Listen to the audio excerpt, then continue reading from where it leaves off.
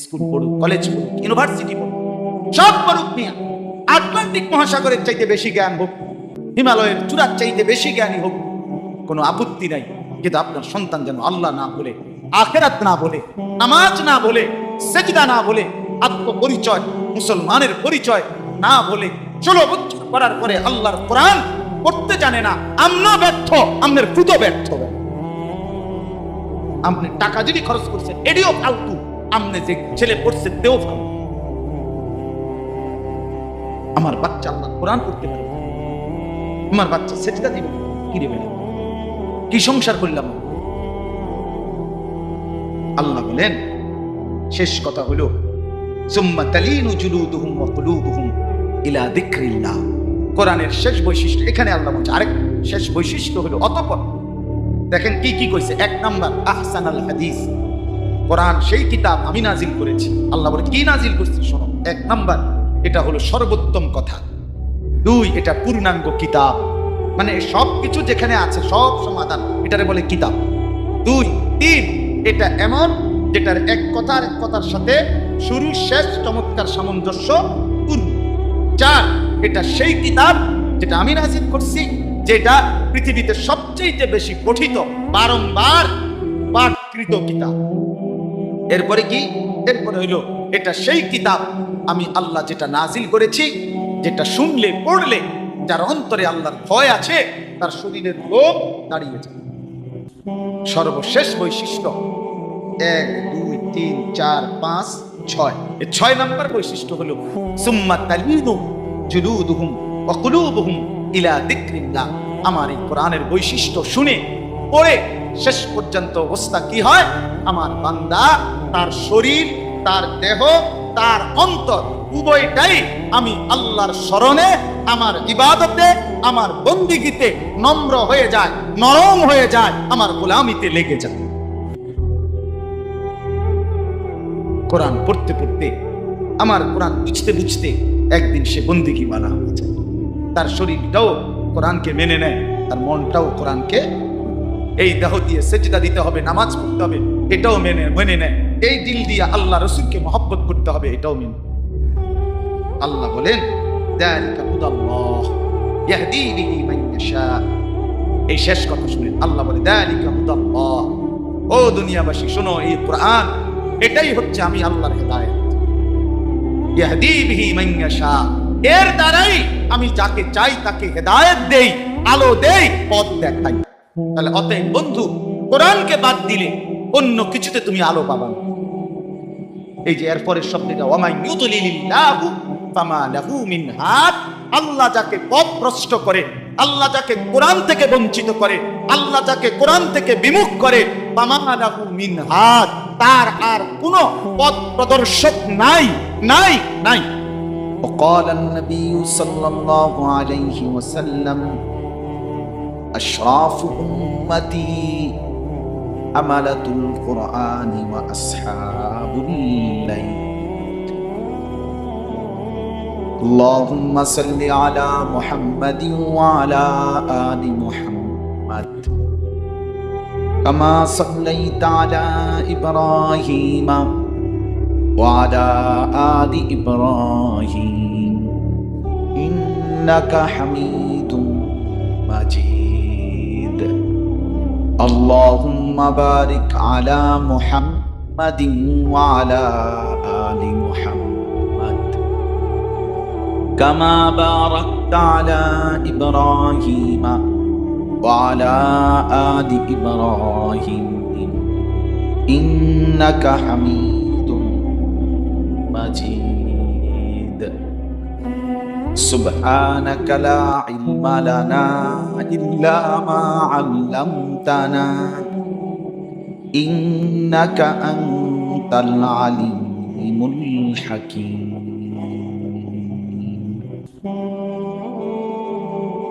الحمد لله আল্লাহ পাক রব্বুল ইজ্জত যুল জালাল ওয়াল ইকরামের ফজল করম, রব্বুল আলামিনের অপরিসীম ইহসান, মেহেরবানি, দয়া। আল্লাহ তাআলা আমাদেরকে আজ 24 ডিসেম্বর 2023 রোজ রবিবার কুমিল্লা জেলা দেবিদ্বার উপজেলাধীন বড় আলমপুর নাজির মন্দের বাড়ির যুব সমাজের উদ্যোগে সকল কবরবাসীদের রুহের মাগফিরাত কামনায় আজকের এই চতুর্থ বার্ষিক ওয়াজ ও দোয়ার মাহফিলে আল্লাহ তাআলা আমাদেরকে আসবার বসবার আল্লাহর জন্যই একত্রিত হওয়ার, জমা হওয়ার তৌফিক দান করেছেন। এজন্য সকলেই বলি আলহামদুলিল্লাহ। মুআজ্জাজ মুহতারাম হাজিরিন, রাত্রি প্রায় 10:30টার কাছাকাছি, 10:25 বাজে আমার। সেই হিসাবে খুব বেশি রাত না হলেও একেবারে কমন 5:30টার সময় বা তার একটু আগেই সন্ধ্যা হয়ে যায়। আপনাদের কাছে আমার অনুরোধ, কষ্ট করেই আপনারা লম্বা সময় থেকে ওলামায়ে কেরামের নসিহত শুনতেছিলেন। হযরত মাওলানা সালাউদ্দিন নয়নপুরী সাহেব দামাত বারাকাতুহুমুল আলিয়া, এই নওজোয়ান আগ থেকেই আমার পরিচিত, আমাদেরকেও অনেক মহব্বত করে, স্পষ্টভাবে সুন্দরভাবে আপনাদের কাছে চমৎকারভাবে কোরআন সুন্নাহর কথা পেশ করেছেন। আল্লাহ তাআলা তার কথাগুলো বরকত দান করে। পেছনের সমস্ত কথা যা ওলামায়ে কেরাম বলেছেন, আল্লাহ তাআলা আমাদেরকে বুঝার তৌফিক দান করে। আমি সবার কাছে অনুরোধ, নওজোয়ান ছেলেরাও বাবারাও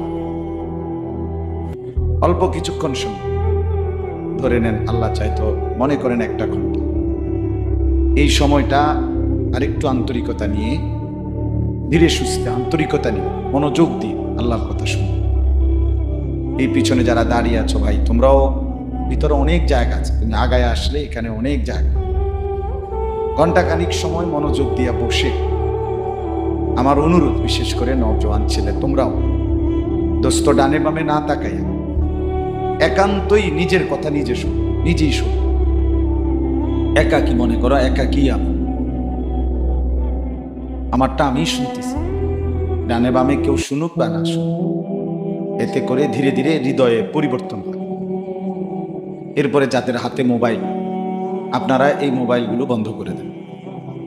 হাতে ধরা যতগুলো মোবাইল, ছেলেরা ভাই তোমাদের কাছে অনুরোধ আমার, হাতে ধরা মোবাইল রেকর্ড করার দরকার নেই, এটা পকেটে নিয়ে নিলে তোমার জন্যই ভালো হবে। আল্লাহর কথা অল্প সময় আন্তরিকতা নিয়ে, মনোযোগ দিয়ে চোখের দিকে তাকাইয়া শুনলে ভালো হবে। রেকর্ড করলে মোবাইলে জমা হবে, এমনি শুনলে দিলে জমা হবে। আর দিলে জমা হলে পরিবর্তনের সম্ভাবনা বেশি। মোবাইলে আরো ওয়াজের সাথে এটা হারায় যাবে, আরো কত ওয়াজই তো আছে। এই জন্য আমরা যদি প্রত্যেকে, আমি তো এখন সুন্দর করে বললাম, একটু পরেই ধমক দিয়া বলুন। এরপরে যিনি বন্ধ করলেন না, মাতবরি করলেন, আপনি মাতবরে কিন্তু ধমক জন্য। এখানে একবার স্পষ্ট কথা, মোবাইল নিয়ে বসা বসা মোবাইল টিপা যাবে। ও যার রেকর্ড করা দরকার, যদি বেশি দরকার হয় ভবিষ্যতে এরকম স্ট্যান্ড নিয়ে আসবে। স্ট্যান্ড না থাকলে বাঁশ নিয়ে আসবে, কলা গাছ নিয়ে আসবে, যেটার মধ্যে আমরা টাঙ্গাই। কিন্তু হাতে ধরলে মনোযোগ থাকে না। আমার দরকার হলো আমাদের হৃদয়ে আসে, আল্লাহর কথা দিলের মধ্যে আসতে হবে, উপলব্ধিতে আসতে হবে, শরীর এবং দেহে অন্তরে পরিবর্তন হতে হবে, জিন্দেগির মধ্যে নড়াচড়া আসতে, বিবেকের দংশন, বিবেকের অনুভূতি জাগতে হবে। তাইলে আল্লাহর কোরআনের কথা শোনা সার্থক। শুধু কেবল কার সুর ভালো, কার আওয়াজ ভালো, কার পরিচিতি বেশি, হ্যাঁ, কার টান ভালো, কে জোরে হুঙ্কার দিছে, এগুলো দিয়ে কোনো আমি বক্তা চাইয়া লাভ কি? বক্তা সিলেক্ট করে একজনের সুর ভালো আর একজনের আওয়াজ ভালো, আমনের কোনটা ভালো সেটা না, আমার নিজের পরিবর্তন কি হলো সেটা হলো দেখার বিষয়। আমি বদলাইলাম কিনা এটা হলো বিবেচ্য বিষয়। এই জন্য প্রত্যেকটা বয়ান খেয়াল করবেন, এই হুজুরের সুরটা ভালো রে, ওই হুজুরের শিক্ষাটা ভালো না, এটা কোনো কথা, এটা কোনো বিষয়ই। মূল বিষয় হলো আমার হৃদয়ে নড়ে চলে উঠছে কিনা, আহা কি করছি, হায় হায় জিন্দিগিটা কি করলো, এই যে একটা আফসোস অনুভূতি, বিবেক জাগা, এটা বড় নিয়ামত। এটা যদি তৈরি হয় তাহলে এই শুনবার মধ্যে সার্থকতা আছে, ফায়দা আছে। নাই তো শুধু শুধু বসে থাকার চাইতে এখন ঘুমের টাইম, ঘুমায় গেলে ঘুমাইলে কোনো গুনাহ নাই। বাস্তবিকভাবে ঘুমের মধ্যে কোনো অপরাধ আছে না, এটা কোনো পাপ না, ঘুমানো কোনো অপরাধ না। অতএব আমি অনুরোধ করছি, আজকের জন্য না, আমি এটা প্রত্যেক দিন বলব, প্রত্যেকটা ওয়াজ আপনার এলাকার হুজুরে বলুক আর দূরের হুজুর বলুক, কাছের জন হোক দূরের জন, আসরের পরে হোক মাগরিবের পরে হোক, আল্লাহর কথা আপনি যদি মনোযোগ দিয়ে যে কোনো সময় শুনেন, আপনার জিন্দেগির পরিবর্তন আসবে। নাইলে হবে না। আপনি খামখেয়ালি করলে, তুচ্ছতাচ্ছিল্য করলে, অবজ্ঞা করলে, আচ্ছা কইব না হুজুরের কথা, হুজুরের কত কথাই তো হুজুররা কয়, এই যে এই বেত্তমিজি কথা, বেয়াদবি কথা, এটা আপনি কি বলবেন? ও যত কয় এত না, কইবার সময় কিছু বাড়াইও কয়, এটা কি বললেন আপনি? এটা কি বলতে চাই? হুজুররা সব কথা বললে কি আর চলন যাবে? কি বুঝাইতে চাই? মানে আল্লাহর সব কথা ধরলে কি আর চলন যাবে? হুজুর তো আর হুজুরের ব্যক্তিগত কথা বলেন, কোরআনের কথা বলছে। তা আপনি হুজুরদের সব কথা ধরলে কি আর চলন যাবে উনি বলে কি বলতে চাইছেন? এই কথার অর্থ কি? অর্থ হইল আল্লাহর সব কথা ধরলে কি আর চলন যাবে, এটা না এটার অর্থ। তাহলে এই কথার পরে আপনার ঈমান থাকে? তো বলে ইসলামের ছোট্ট থেকে ছোট্ট, একেবারে ছোট্ট একটা বিষয়কেও যদি কেউ তুচ্ছ করে, অবজ্ঞা করে, বুঝে শুনে, তার ঈমান থাকে। কুফরি, এটা কুফরি। একবার একজন লোক পাগড়ি মাথায় দিতেছে নামাজের সময়, আরেক ভদ্রলোক বলতেছে কি এইসব টানা টানা বান্ধনের টাইমও না ছিল। আপনি কি বললেন? মানে কারে টিটকারিটা করলেন না? ইসলামের একটা নিদর্শনকে অথচ প্রিয় নবী সাল্লাল্লাহু আলাইহি সাল্লামের মাথায় পাগড়ি বাঁধছেন তিনি, অকাট্য স্পষ্ট হাদিস দ্বারা প্রমাণিত। নবীজি পাগড়ি মাথায় দিয়েছেন কিনা, তা আপনি এটা কি বলবেন? এসব টানা টানা বান্ধনের টাইম আসেনি, তাহলে এটা কুফরি। এটা কি? এই লোক বেঈমান, বেঈমান। দাড়ির মধ্যে কি? দাড়ির মধ্যে একবার দাড়ি লইয়া এইভাবে শুরু করলেন, কি বলতে চাইছে? মানে কি বুঝাইতে চাইছে? পরিষ্কার বলে, মানে দাড়ি কোনো বিষয় না। রাসূলুল্লাহ সাল্লাল্লাহু আলাইহি সাল্লামের এই কথাটা যে উম্মত দাড়ি লম্বা করো, দাড়ি লম্বা করো, দাড়ি লম্বা করো, অসংখ্যবার হাদিসে বলছে, তাহলে এটা কোনো কথা না। কথা বলেন, এটা বেহুদা কথা। তাহলে আপনি কাকে টিটকারি করবেন? বলে সাবধান মুসলমান, জবান বড় সাংঘাতিক। এই জবান ঈমানও এনে দেয়, এই জবানের এক শব্দ কাফেরও বানায়। এই জবানে কবুল বললে বেড়ি হালাল হয়, এই জবানে তালাক বললে বেড়ি হারাম। একই জবান, একই জবান। এই জবানেই ঈমান আনে, আবার এই জবানেই কুফরি। এটা বড় সাংঘাতিক। মা ইয়ালফিজু মিন কাউলিন ইল্লা লাদাইহি রাকীবুন আতীদ। কোরআনুল কারীমে আল্লাহ তাআলা বলেন, তোমাদের জবান থেকে, মুখ থেকে যা কিছু শব্দ উচ্চারিত হয়, একেবারে যা কিছু, প্রতিটা শব্দ, প্রতিটা উচ্চারণ আল্লাহ তাআলা বলেন আমি একজন আলাদা ফেরেশতা দিয়ে লিখে রাখি। আমাদের পুরা জিন্দেগির আমলনামা লেখে দুই কাঁধের ফেরেশতা, এরা যেমন আলাদা, আবার শুধু আমগো জবানের বাক্যগুলো, শব্দ, উচ্চারণগুলো, এগুলো লিখবার জন্য আলাদা একজন। এটা আরেকটা ফাইল আলাদা। রাসূলুল্লাহ সাল্লাল্লাহু আলাইহি ওয়াসাল্লাম ইরশাদ করেছেন, আল ইয়াকুব্বুন নারা আলা মানাখিরিহিম ইল্লা হাসাইদু আলসিনাতিহিম। নবীজি বলেন, অসংখ্য মানুষকে কিয়ামতের দিন মাথা নিচের দিকে ফেলে, দুই পা উপরের দিকে উঠাইয়া, এই মুখ চেহারা মাটিতে ঘষতে ঘষতে, হেসরাইতে হেসরাইতে জাহান্নামে ফেলা হবে। কেন? নবীজি স্পষ্ট বলেন, শুধু কেবল এই জবানের গুনাহের উচ্চারণের জন্য। এই যে হাসতে হাসতে গালি দেয়, অনেকে একেবারে মানে হাসে, হাতের বন্ধু পরিচিত মান, একে কোনো দরকার নাই জানে মানে গালিটা দেওয়া তেমনি কিরে এরকম গালিটা দিলে দোস্ত মানুষ দিলাম, এরকম ব্যর্থমিজ আছে না মানুষ। কথা তুমি এটা বুঝি হাসতে হাসতে গালি দিয়ে লাইলে তারে। যুবক ছেলে যারা, এদের মধ্যে এটা সাংঘাতিক। নওজোয়ান ছেলে যারা, এ বন্ধু বান্ধব, তারে একটা ঠাস করে থাপ্পড় দিয়ে গেছে, কিরে তুই আমার এইভাবে থাপ্পড় দিলে আমার দোস্ত কি অসুবিধা কি, দোস্ত আমরা দোস্ত দিকে এভাবে একটা থাপ্পড় দিয়ে লাইবা, তুমি ছাগল, তুমি কি প্রতিবন্ধী বেটা, তুমি তার সিরা। এই হাসতে হাসতে গালি দেয়, হাসতে হাসতে বিশ্রী কথা বলে, শুধু আছে না এমন। রাসূলুল্লাহ সাল্লাল্লাহু আলাইহি ওয়াসাল্লাম বলেন, মাথাটা নিচের দিকে ফেলে এই চেহারাটা মাটিতে হেসরাইয়া জাহান্নামে মারা। রাসূলুল্লাহ সাল্লাল্লাহু আলাইহি ওয়াসাল্লামকে জিজ্ঞেস করছে এক সাহাবী, মান নাজাত, হে নবী জাহান্নাম থেকে মুক্তি মিলবে কিসে? নবীজি এক নম্বরে বলছে, আমলিক আলাইকা লিসানাক, তোমার জিহ্বা তোমার নিয়ন্ত্রণে রাখো, তোমার জিহ্বা তোমার নিয়ন্ত্রণে রাখো, এক নম্বরে জাহান্নাম থেকে মুক্তি মিলবে। জিহ্বা বড় সাংঘাতিক। হাদিসের মধ্যে আছে, একদিন নবী সাল্লাল্লাহু আলাইহি ওয়াসাল্লাম এক সাহাবীকে ইসলামের বিভিন্ন বিধান, ওযু, গোসল, নামাজ, রোজা, হজ, যাকাত, দান, সাদাকা, এমনকি জিহাদ ফি সাবিলিল্লাহ, আল্লাহর রাস্তায় জিহাদ, শাহাদাত, বিভিন্ন বিধান শরীয়তের বলছে একটা একটা করে। বলার পরে শেষ কথা শেষ নবীজির। তো এইবার নবীজি ওই সাহাবীকে বললেন, সাহাবী এই যতগুলো দ্বীনের আমল, ইসলামের যতগুলো আমল তোমারে আমি এতক্ষণ বললি, সবগুলো সুন্দরভাবে তুমি করতে পারবা, একটা আমল আছে, আমি যদি ওইটা বলি, তুমি যদি ওইটা করো, ঠিক রাখো, তাহলে এই যা কইলাম সবটি তুমি ঠিক মতো পালন করতে পারবা। ওইটা কইতাম নি তোমার।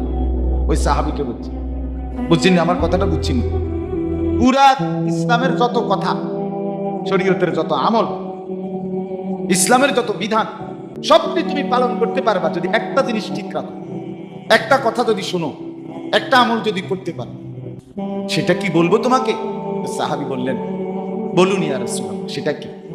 আল্লাহর নবী সাল্লাল্লাহু আলাইহি ওয়াসাল্লাম হাদিসে স্পষ্ট আছে, নিজের জিহ্বা বের করে এই জিহ্বার মধ্যে হাত লাগাইয়া আল্লাহর নবী বলেন, কুফফা লিসানাক, তুমি তোমার এই জিহ্বাটা নিয়ন্ত্রণ করো, জবানটা, এই জিহ্বাটা ঠিক রাখো, জিহ্বাটা নিয়ন্ত্রণে রাখো, পুরা ইসলাম মানা তোমার জন্য সহজ হয়েছে। অনেক গুরুত্বপূর্ণ বিষয়। হ্যাঁ, একদিন আমি মাদারীপুর, শরীয়তপুর, ওই পদ্মা সেতুর ওই পারে, ওইখানে মাহফিল করে রাত্রে আসতেছিলাম। অনেক সময় যাওয়া হয়, তো রাতের প্রায় 2:30-3টা বাজে। পদ্মা সেতু পার হয়ে এই পারে আইসা রাত বাজে গেছে। তো আমার ড্রাইভার থামছে একটা স্টল, চা দোকান, 5-6টা চা দোকান এখানে রাস্তার পাশে, এখানে দাঁড়াইছে চা খাইব। ড্রাইভার মাঝখানে মাঝখানে কি খায়? চা খায়। রাত্রে যেহেতু গাড়ি চালায় দূর পাল্লায়, তো আমি থামছি, আরে ওই জায়গাটার মধ্যে এই রাতের 3টা বাজে আপনার চা দোকানগুলোর পাশে একটা খোলা জায়গা আছে, ওই ড্রেজার দিয়া মাটি ভরাট করছে আর কি, বিশাল এরিয়া। এখানে দেখলাম প্রায় ওই সময় রাতের 2টা-2:30 বাজে, কমপক্ষ 200 মোটরসাইকেল এখানে, প্রতিটার মধ্যে একটা একটা যুবক ছেলে আছে, আর অধিকাংশটার মধ্যেই একটা একটা মেয়ে আছে। রাতের মাঝে 2:30। তো আমার বলার উদ্দেশ্য যে কথাটা, আমি গ্লাস নামাইয়া ওই আমারে চা দিছে যে চা খাইছি গাড়ির বইয়ে বইয়ে, এই টাইমে আমি আপনার শুনতেছি মানে এই ছেলেগুলো, এই যে মেয়ে আছে ছেলে আছে, কথাবার্তা বলতেছে, চিৎকার চেঁচামেচি, অথচ রাত অনেক, কথা যে কইতেছে এরা, আমি শুধু এমনি শুনছি আর কি কয় ছেলে, মানে এত বিশ্রী, এত নোংরা কথা, কোন মানুষের বাচ্চা তো করার কথা, কুত্তা ছাও এমন কথা কইতে, কোন কুত্তা এত নিকৃষ্ট কথা বলতে পারে, এত হিংস্র। অথচ এরা মানুষের বাচ্চা, এদের মা বাবা, আমি আফসোস লাগে। আহারে, মানুষের বাচ্চা কেমনি এত নিকৃষ্ট, মানে এগুলো উচ্চারণ করার মতো কোন কথা, এমন বাজে নোংরা। আপনারা জানেন না মুরব্বীরা, আপনাদের মহল্লার এই সমবয়সী ছেলেগুলো কি কয় কি করে, আপনারা পাগল হয়ে যান। এরা যে আড্ডা দেয়, আড্ডার মধ্যে দেশ, জাতি, সমাজ, নিজের ভবিষ্যৎ, নিজের কল্যাণের কোনো কিছু এই নিয়ে কোনো কথা, শুধু নারী, শুধু অশ্লীলতা, শুধু জিনা ব্যভিচার, শুধু অসভ্যতা, শুধু জন্তু জানোয়ার আর হাইওয়ানের মতো নিজের শাহওয়াত, যৌন চাহিদা পূরণের জন্য যত কথা দরকার, যত আচরণ দরকার, এই ওই ছেলে সোজা হোক, সোজা হবে না, আবার ব্যাট খায় বেউকুফের মতো।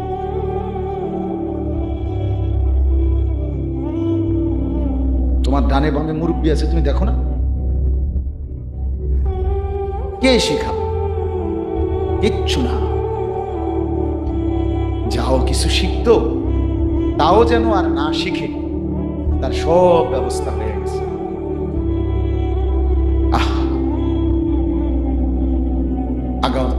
অনাগত প্রজন্ম, সামনের জেনারেশন এই রং তামাশা, হাসি ঠাট্টা, মোবাইল, ব্যাঙ্গের নাচ, কাউয়ার নাচ, এরপরে দিয়া খেলাধুলা, খানা খাদ্য, এই মানে কি শিখাবে, কি করবে আগামী প্রজন্ম?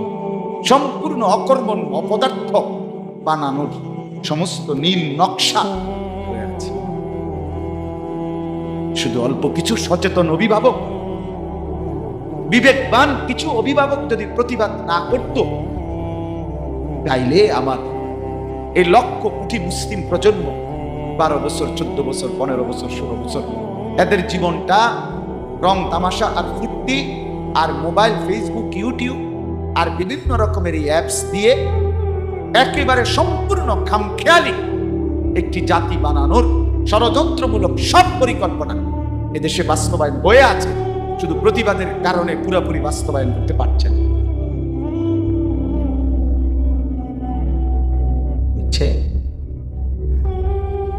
একবারেই সন্তান বাবা মার হাত ছাড়া, বাবা মার কোনো নিয়ন্ত্রণ নাই, বাবা মা যেন ভয়ে আতঙ্কে শুধু কেবল টাকাগুলো দিয়ে যাচ্ছে, নাইলে গাদ্দার যে চেহারা, চুলের যে চেহারা, শুরু মাস্তান সান্দাবাজের মতো মা বাফরিত গলা টিপা দেবে। কারণ এক ওয়াক্ত নামাজ পড়ে না যে ছেলেটা, এই জানোয়ারের ভিতরে তো কোনো মনুষ্যত্ব নাই। এক বেলা যে পেশাব করে পানি লয় না, এই জানোয়ারের সাথে তো কুত্তার লগে কোনো পার্থক্য নেই, বরঞ্চ ওই কুত্তা যদি নাও কামড়ায়, এই কুত্তা কামড়াবে, এই কুত্তা ঠিকই ঘর ভাঙ্গা লাগে, এই জানোয়ার ঠিকই তার মা বাবারে চোখ রাঙ্গাই দেয়।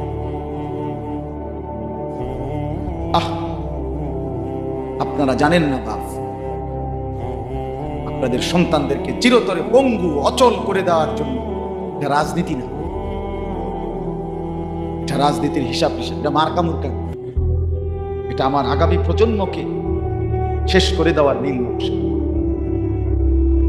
আগামী জেনারেশন কি করতে চাচ্ছে?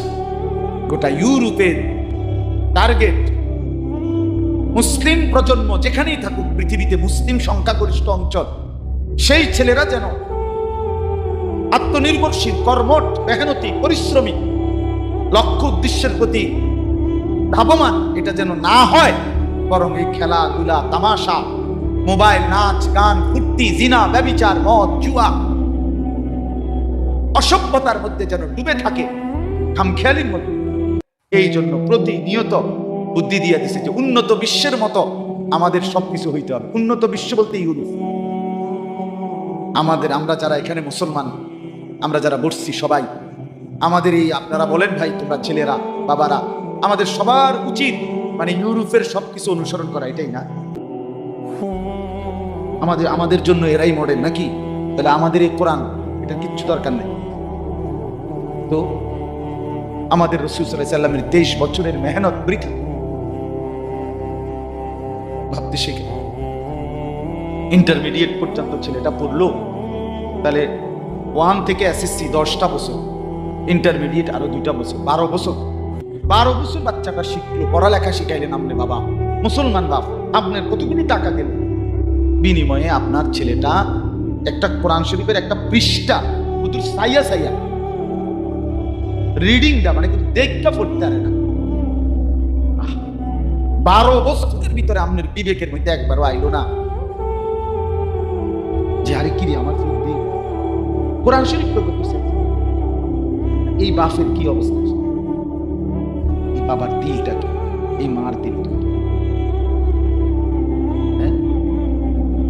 আমার ছেলেটা হাফেজ হয়েছে, আমার বড় ছেলেটা 12 বছর বয়স। তো আমি তার এই বছর গত বছরই শেষ করছি, এবছর কিতাবখানায় দিছি, উর্দু জামাত পড়তেছে। তো দ্বিতীয় সাময়িক পরীক্ষার বন্ধ দিছে এই কয়দিন আগে। বন্ধের মধ্যে আমি একদিন ফজরের পরে তারে বলছি সূরা ইয়াসিন শোনাও। সে ওই যে কিতাবখানায় ঢুকছে যে, যার কারণে সূরা ইয়াসিন পড়তে গিয়ে 3 বার আটকাইছে, বুঝছেন নি কথা? আমি সাথে সাথে মাদ্রাসা খুলছে, আর এই সেদিন হয়েছে খুলছে, আমি বলছি যে তোরা ওই কিতাবখানা পড়া পরে আবার হেফজখানা আবার শোনাও 6 মাস, যেদিন কোরআন শরীফ আবার মুক্ত হবে সেদিন আবার, এখন আবার হেফজখানে দিয়ে দিস। তাহলে আমার তো এটা বোঝা উচিত, অনুভূতি থাকা উচিত আমার সন্তানের হালাত কি। ও বাপ, আপনার ছেলেটা 12 বছর 14 বছর 16 বছর এক ওয়াক্ত নামাজ পড়ে না, আপনি চোখে দেখেন, আপনি এটা বুঝেন না কেন? আমি এটাই বুঝি না আমার মাথার উপরে। আরে তুই বেটা কি ছেলে মানুষ করতেছেন আপনি? আমনের মেয়েটা 16 বছরের প্রাপ্তবয়স্ক, 16 বছরের মেয়েটা সে প্রাপ্তবয়স্ক না? কথা বলেন না কেন? 14 বছরের মেয়েটা প্রাপ্তবয়স্ক না? তাইলে ইলাইসা বলছি আর রাসূলুল্লাহ খাদিজাকে আল্লাহর পক্ষ থেকে সালাম, আমার পক্ষ থেকে সালাম। ফাতেমা সেই বেটির মেয়ে, ফাতেমা সেই মেয়ে যার স্বামী সাইয়্যিদুনা আলী রাসূলুল্লাহ কলিজার টুকরা। ফাতেমা সেই মেয়ে যার 2টা ছেলে হাসান হুসাইন জান্নাতের যুবকদের সর্দার। ফাতেমা সেই মেয়ে যার দুলা ভাই সাইয়্যিদুনা ওসমান জিন্নুরাইন নবীর আরেক কলিজার টুকরা। ফাতেমা সেই মেয়ে যার 2 নানা, সৎ নানা নেই, 2 নানা সাইয়্যিদুনা আবু বকর ওমর। কারণ আবু বকর ওমরের 2 জনেরই মেয়ে রাসূলুল্লাহর স্ত্রী। তো যদিও ওই ওদের ঘরে উনি না, কিন্তু এরাও তো ওনার সৎ মা, কথা বুঝেন না?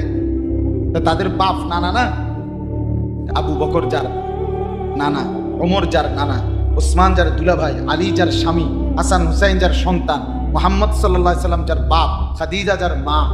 এগুলির আল্লাহ নবী কয় মা হবে না, এগুলো দিয়ে সেজদা দেখাইতে হবে। হ্যাঁ, আমরা বেড়িতে কই, আমরা বেড়ি যেই রঙে আছে, আহারি আমি কি তে বেড়া আইনা দেয়, আমি রাইন্দা দেই,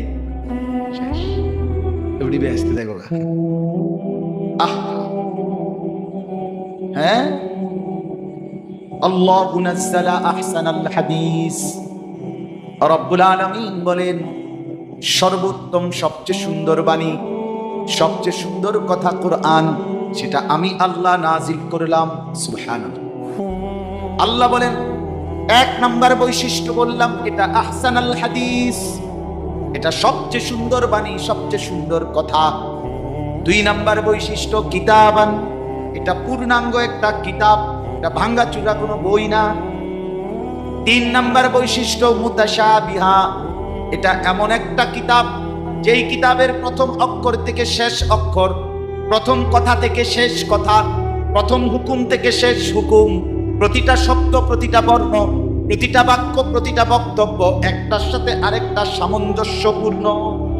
হ্যাঁ, কোনো কথা এলোমেলো নাই, কোনো কথা আবোল তাবোল নাই, কোনো কথা বানোয়াটি নাই, সব কথা মুতাশাবিহান, সামঞ্জস্যপূর্ণ। সুবহানাল্লাহ। কোরআনের প্রথম কথা যেমন সুন্দর, কোরআনের শেষ কথাও সুন্দর। কোরআনের মাঝখান দিয়েও সুন্দর, আপনি জান দিয়ে পড়বেন, আপনার কলজা লড়বে।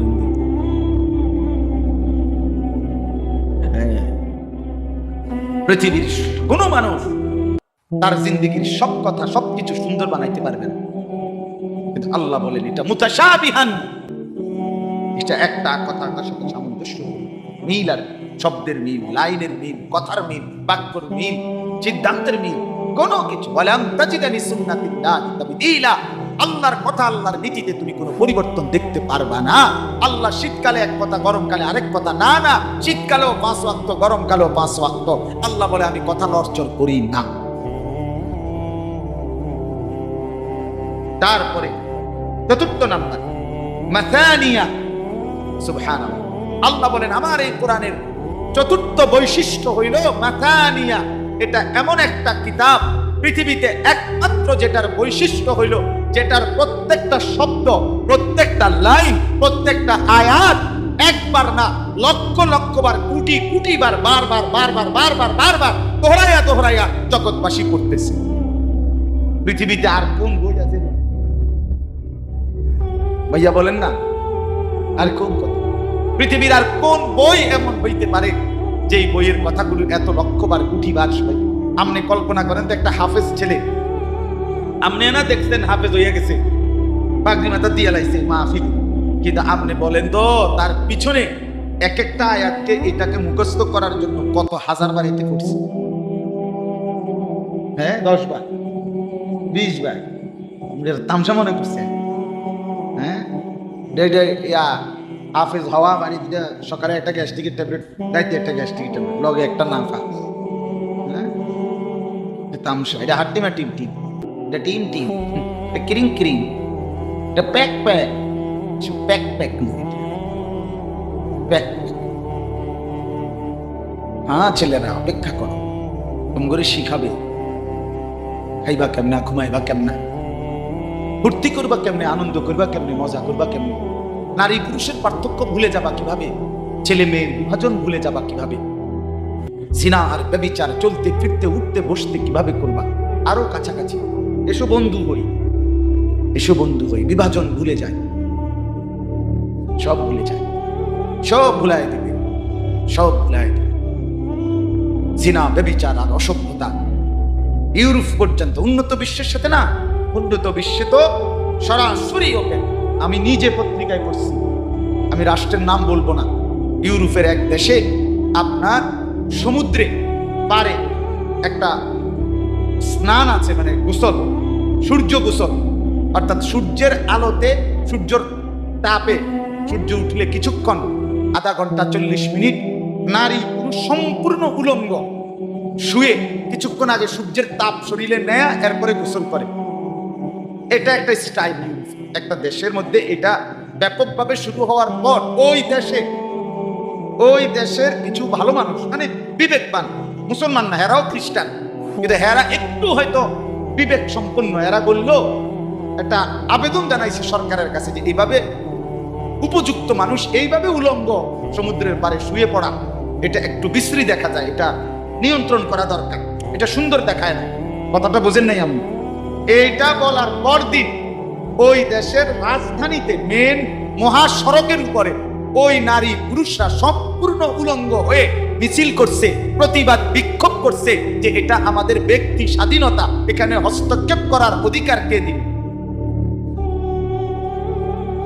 আমরা ধীরে ধীরে উন্নত বিশ্বের সাথে এভাবে মিশে যাব, খুব কাছাকাছি, খুব কাছাকাছি। পর্যাপ্ত পরিমাণ আর হাফ প্যান্ট ফুল প্যান্ট লাগবে না, এ কাছাকাছি। অনেক বিশাল খরচের অঙ্ক বাইচা যাবে, এই এত জাম্পার জুম্পার হাফ প্যান্ট ফুল প্যান্ট মারু হাফ প্যান্ট ফিন্দনের কমে যাবে না। খরচ কমে আসলে তুমি বেশি বেশি ভাত তরকারি খেতে পারবে, এটির খরচ কমে। এমনিতেও তো জিনিসপত্রের দাম বেশি না। আল্লাহ তাআলা বলেন মাথানিয়া, এটা সেই কোরআন পৃথিবীতে যেটা সবচাইতে বেশি, সর্বাধিক, সবচেয়ে বেশি বার পড়া হয়। কোনটা? এটার এক কথা, আরেকটা অর্থ আছে। এটা আরেকটা অর্থ হলো এই শব্দের, এটা সেই কিতাব যেই কিতাবে আল্লাহ তাআলা এক কথা বুঝাবার জন্য আখিরাত, পরকাল, কিয়ামত, আমাদের মৃত্যু পরবর্তী জিন্দেগি বুঝাইবার জন্য একই কথাকে ঘুরাইয়া ঘুরাইয়া দোহরাইয়া বারবার আল্লাহ বুঝাইছেন, তবুও যেন আমার বান্দা বুঝে ফিরে আসে। কোরআনুল কারীমের মধ্যে আদম এবং ইবলিসের ঘটনা প্রায় 8-10 বার, এক কথা বারবার আছে। মুসা নবীর ঘটনা বহুবার আছে, আমাদের নবীর আলোচনা বহুবার আছে। একই কিয়ামতের কথা আল্লাহ কতভাবে, ইদাস সামাউ ফাতারাত, ইদাস সামাউ শাক্কাত, লা উকসিমু বিয়াউমিল কিয়ামা, ইদা ওয়াকাআতিল ওয়াকিআ, কতভাবে যে বলছে আম্মা ইয়াতাসাআলুন, এভাবে বারবার বান্দা আসমান ভেঙে যাবে, বান্দা আসমান বিদীর্ণ হয়ে যাবে, বান্দা আমি কিয়ামতের কসম করছি, বান্দা একটা ঘটনা ঘটবে, সবকিছু তছনছ হয়ে যাবে। ইয়া আইয়ুহান নাস তাকু রাব্বাকুম ইন্না যালজালাতাস সাআতি শাইউন আযীম, আমার বান্দা আল্লাহকে ভয় করো, নিশ্চয়ই কিয়ামতের ভূমিকম্প বড় ভয়ানক হবে। এইভাবে দফায় আল্লাহ তাআলা কথা বুঝাচ্ছে। এটা মাসাল। ৫ম নাম্বার আল্লাহ কোরআনের বৈশিষ্ট্য বলেন তাকশাইরু মিনহু জুলুদুল লাযীনা ইয়াখশাউনা রাব্বাহুম। এই কোরআন সেই কিতাব যাদের অন্তরে আমি আল্লাহর ভয় আছে, সেই মানুষগুলো যখন এই কোরআন শুনে অথবা পড়ে, সাথে সাথে তাদের শরীরের চামড়ার উপরে যেই লোম, এই যে লোম, এগুলো যেরকম প্রচন্ড ঠান্ডায় অথবা বরফে কাঁটা দিয়ে ওঠে, দাঁড়ায়া যায়। আল্লাহ বলে আমারে ভয় করে বান্দা আমার কোরআন যখন শুনে, এটার বৈশিষ্ট্য এরকম, তার শরীরে চামড়ার উপরে এই লোম খুব এগুলো দাঁড়ায়া যায়। এটা কোরআনের বৈশিষ্ট্য। এইটা কোরআন, এটার লগে এর তুলনা দিবে না। এটার থেকে যে বঞ্চিত মুসলমান, হায় বেটা তুই কি শিখলি রে ভাই, এ হাট্টি টিম টিম টিম টিম টিম টিম, আরে মাঠে পারে ডিম, তাদের খাড়া দুটো শিং, শুধু হাট্টি টিম ছাড়া আর কোনো প্রাণী শিংওয়ালা ডিম নেই। আজিব, হ্যাঁ মানে সব যেগুলোর ডিম দেয় শিংওয়ালা, কিন্তু হাট্টি টিম এমন এক প্রাণী যে এটা শিংওয়ালাও আবার কিও দেয়। আরে কি আশ্চর্য, দারুণ মিলার লইয়া কথা। এটা যৌক্তিক না অযৌক্তিক এটা পরের কথা, আগে মিলছে নি কথা, কবিতা মিলছে। এ তো আমার ছাত্র জানে, আমার একবার কইছিলাম আমি, মানে একজনের কইছে শেষের শব্দ মিলাইলে, ছাত্ররে আরে কইছে শেষ শব্দ যদি মিলে যায় তো এটাই কবিতা। এ বলছে আচ্ছা ছাত্র, আমি কালকে চেষ্টা করব, 2টা লাইন হইলেও লেখা আমি আপনি দোয়া করে দিয়া, স্যারে দোয়া করে দিছে, রাইতে বইয়া 2টা লাইন লিখছে কবিতা, শেষের শব্দ মিলাইছে। কি সকাল আইনা স্যারে দেখাইছে, স্যার এই যে লিখছে, স্যারে পরে কবিতা সে লিখছে, কি সুন্দর শরতের জ্যোৎস্নার রাতি, আকাশে উড়ে যায় এক ঝাঁক হাতি। কি সুন্দর শরতের জ্যোৎস্নার রাতি, আকাশে উড়ে যায় এক ঝাঁক হাতি। তাহলে রাতি এবং হাতি মিলছে কিনা? আরে কথা মিলছি না, আগে মিলছে তো কবিতা হচ্ছে না। সারে দিকে বিন্নারিল্লাহ, আরে কি তারে করছ তুই এটা, কি সমস্যা স্যার? মিলছে না? মিলছে তো কি হয়েছে স্যার, অসুবিধা? এক ঝাঁক হাতি, হাতি কি এটা তুই ফাঁকি নি মনে করছ? হাতি এত বড়, হাতিটা উঠবে কেন? স্যার হাতি উড়বে না উড়বে সেটা তো আমার দেখার বিষয় না, আমার দেখার বিষয় হলো শব্দ মিলছে কিনা এটা দেখার। আমার আপনি কইছেন মিলাইয়া দিতাম, আমি মিলাইয়া দিছি। এবার যদি হাতি না উড়ে, এটা হাতির সমস্যা, আমার সমস্যা না। এই অযৌক্তিক অবাস্তব কথা আমরা দয়া করে বুঝতে শিখি।